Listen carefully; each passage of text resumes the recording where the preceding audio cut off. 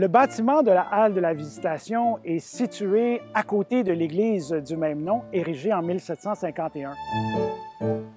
Ce bâtiment de la halte permet de vivre, si on veut, les réseaux sociaux à l'époque. C'est ici qu'on vient socialiser, c'est ici qu'on vient se rencontrer avant d'arriver à l'église ou au sortir de l'église. C'est là que se vivent toutes sortes de rencontres intéressantes.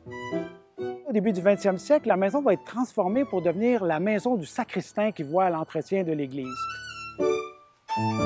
Et voilà qu'il y a une quinzaine d'années, la maison tombe à l'abandon, elle est inoccupée, il fallait lui trouver une nouvelle vocation. Comment trouver une nouvelle vocation? C'était au fond de revenir au projet original qui est toujours indémodable, c'est-à-dire permettre aux gens de se rencontrer, mais pour les besoins d'aujourd'hui.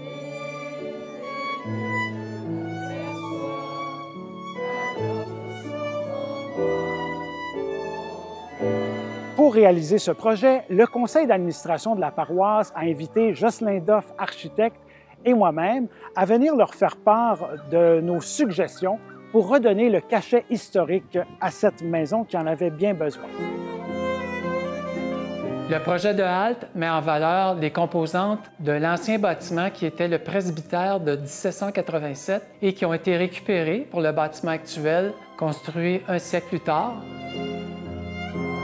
Il y avait eu des rénovations par le passé qui avaient fragmenté la pièce en plusieurs petites pièces. Il y avait 2 faux plafonds qui diminuaient considérablement le volume et qui ont été retirés. Et ça a permis aussi de découvrir les anciennes poutres.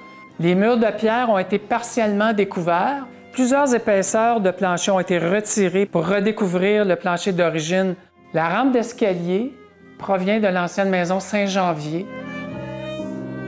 Au plafond, on peut voir au centre une rosace décorative en fonte de fer qui marquait l'emplacement du conduit de fumée d'évacuation du poêle qui réchauffait les paroissiens après la messe. Et ça redevient le point focal de la pièce.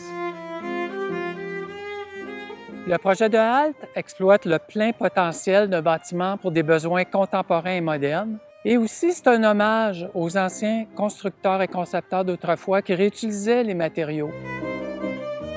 C'est non seulement une satisfaction de redonner vie à un bâtiment patrimonial, mais c'est surtout une fierté collective de redonner vie à des pierres qui vont redonner vie à des personnes pour un meilleur vivre ensemble.